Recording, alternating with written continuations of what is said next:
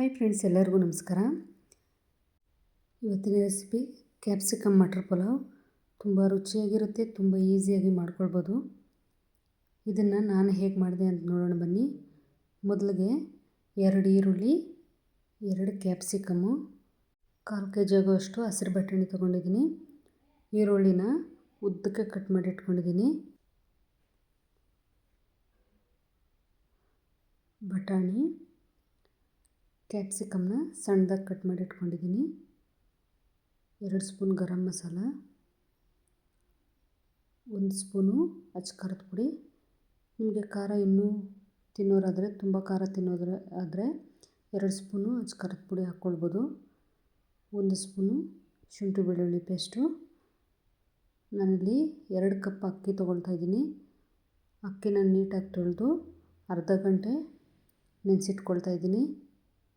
2 cup ಅಕ್ಕಿಗೆ 4 cup ನೀರು ಹಾಕ್ಕೊಳ್ಬೇಕು. ಈಗ ಹೇಗೆ ಮಾಡೋದು ಅಂತ ನೋಡೋಣ. ಸ್ಟವ್ ಆನ್ ಮಾಡಿ ಕುಕ್ಕರ್ ಇಟ್ಟು ಎಣ್ಣೆ ಹಾಕ್ತಾಯಿದ್ದೀನಿ. ಎಣ್ಣೆ ಬಿಸಿಯಾಗಲಿ. ಈರುಳ್ಳಿ ಚೆನ್ನಾಗಿ ಫ್ರೈ ಮಾಡ್ಕೊಳ್ಬೇಕು. ಇದನ್ನು ಬ್ಯಾಚುಲರ್ಸ್ ಸಹ ಮಾಡ್ಕೊಳ್ಬೋದು. ಕಡಿಮೆ ಪದಾರ್ಥಗಳು ಹಾಕಿ ಮಾಡ್ತಾಯಿದ್ದೀನಿ, ತುಂಬ ರುಚಿಯಾಗಿರುತ್ತೆ. ಯಾವುದೇ ಪಲಾವ್ ಆಗಲಿ ಬಿರಿಯಾನಿ ಆಗಲಿ ಈರುಳ್ಳಿ ಚೆನ್ನಾಗಿ ಫ್ರೈ ಆಗಬೇಕು, ಆಗಲೇ ಅದರ ರುಚಿ ಇನ್ನಷ್ಟು ಜಾಸ್ತಿ ಆಗುತ್ತೆ. ಗೋಲ್ಡನ್ ಬ್ರೌನ್ ಬರೋ ತನಕನೂ ಫ್ರೈ ಮಾಡ್ಕೊಳ್ಬೇಕಾಗುತ್ತೆ ಈರುಳ್ಳಿ ಚೆನ್ನಾಗಿ ಫ್ರೈ ಆಗಿದೆ. 1 ಸ್ಪೂನು ಶುಂಠಿ ಬೆಳ್ಳುಳ್ಳಿ ಪೇಸ್ಟ್ ಹಾಕ್ಕೊಳ್ತಾ ಇದ್ದೀನಿ. ಶುಂಠಿ ಬೆಳ್ಳುಳ್ಳಿ ಪೇಸ್ಟ್ ಹಸಿ ವಾಸನೆ ಹೋಗೋ ತನಕ ಸ್ವಲ್ಪ ಫ್ರೈ ಮಾಡ್ಕೊಳ್ಬೇಕು. ನಂತರ 1/4 kg ಬಟಾಣಿ ಹಾಕ್ಕೊಳ್ತಾ ಇದ್ದೀನಿ. ಬಟಾಣಿ ಸ್ವಲ್ಪ ಫ್ರೈ ಆಗಲಿ ಸಾಕು.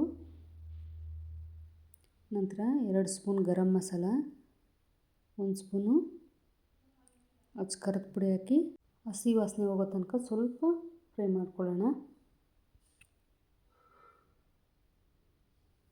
ಹಸಿ ಬಟಾಣಿನೇ ಆಗಬೇಕು, ತುಂಬ ರುಚಿಯಾಗಿರುತ್ತೆ.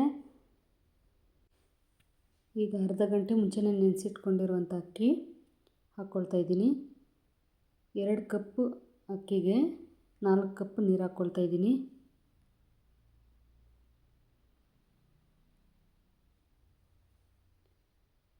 ಈಗ ರುಚಿಗೆ ತಕ್ಕಷ್ಟು ಉಪ್ಪು, ಚೆನ್ನಾಗಿ ಮಿಕ್ಸ್ ಮಾಡೋಣ.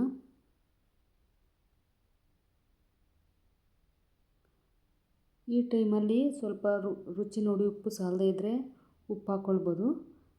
ಈಗಲೇ ಕುಕ್ಕರ್ ಮುಚ್ಚಳ ಮುಚ್ಚಿ 2 ವಿಸಿಲ್ ಹಾಕ್ಸ್ಕೊಳ್ಬೋದು. ಇಲ್ಲಾಂದರೆ ಸ್ವಲ್ಪ ಕುದಿಯೋವರೆಗೂ ವೆಯ್ಟ್ ಮಾಡಿ ನಂತರ 1 ವಿಸಿಲ್ ಹಾಕ್ಸ್ಕೊಂಡ್ರೆ ಸಾಕು. ಈಗ ಚೆನ್ನಾಗಿ ಕುದೀತಾ ಇದೆ.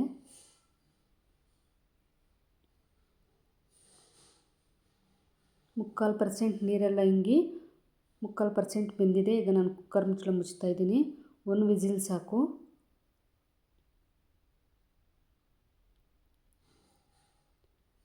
ತುಂಬ ರುಚಿಯಾಗಿರುತ್ತೆ, ಒಮ್ಮೆ ಟ್ರೈ ಮಾಡಿ. ಹೇಗೆ ಬಂತು ಅಂತ ಕಮೆಂಟ್ನಲ್ಲಿ ತಿಳಿಸಿ. ಈಗ 1 ವಿಸಿಲ್ ಬಂತು. ಕುಕ್ಕರ್ನ ತಣ್ಣಗಾಗೋದಕ್ಕೆ ಬಿಡೋಣ. ಈಗ ನಾನು ಒಂದು ಬಾಣಲೆ ಇಟ್ಕೊಂಡು ಸ್ಟವ್ ಆನ್ ಮಾಡಿದ್ದೀನಿ.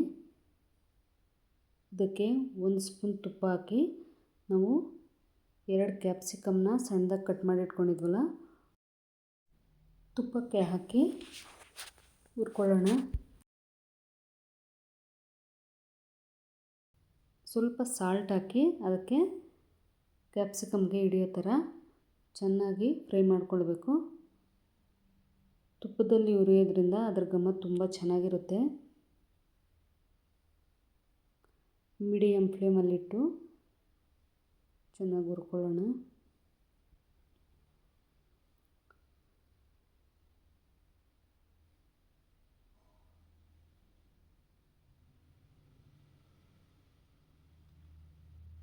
ಸ್ವಲ್ಪ ಸಾಫ್ಟ್ ಆಗೋ ತನಕ ಹುರ್ಕೊಳ್ಬೇಕು ಕ್ಯಾಪ್ಸಿಕಮ್ಮು.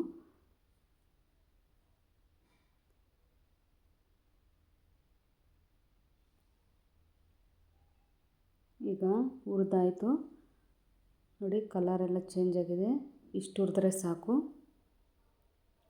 ಇದನ್ನು ನಾವು ಮುಂಚೆನೇ ರೈಸ್ ಮಾಡ್ಕೊಂಡಿದ್ವಲ್ಲ ಇದಕ್ಕೆ ಹಾಕ್ಕೊಳ್ತಾ ಇದ್ದೀನಿ. ಕ್ಯಾಪ್ಸಿಕಮ್ನ ಹಾಕ್ಕೊಂಡು ಚೆನ್ನಾಗಿ ಮಿಕ್ಸ್ ಮಾಡೋಣ. ಮಿಕ್ಸ್ ಮಾಡಿ ಕುಕ್ಕರ್ ಮುಚ್ಚಳ ಮುಚ್ಚಿ 5 ನಿಮಿಷ ಹಾಗೆ ಬಿಟ್ಬಿಡಬೇಕು. ಕ್ಯಾಪ್ಸಿಕಮ್ ಘಮ ಎಲ್ಲ ಅನ್ನಕ್ಕೆಲ್ಲ ಹಿಡಿಬೇಕು. ನೋಡಿ ಈಗ ತುಂಬ ರುಚಿಯಾದ ಕ್ಯಾಪ್ಸಿಕಮ್ ಮಟರ್ ಪಲಾವು ರೆಡಿಯಾಗಿದೆ. ತುಂಬ ರುಚಿಯಾಗಿರುತ್ತೆ. ನಾನು ಮಾಡುವಂಥ ರೆಸಿಪೀಸ್ ನಿಮ್ಗೆ ಇಷ್ಟ ಆದರೆ ಲೈಕ್ ಮಾಡಿ, ಶೇರ್ ಮಾಡಿ, ಸಬ್ಸ್ಕ್ರೈಬ್ ಆಗಿ. Thank you.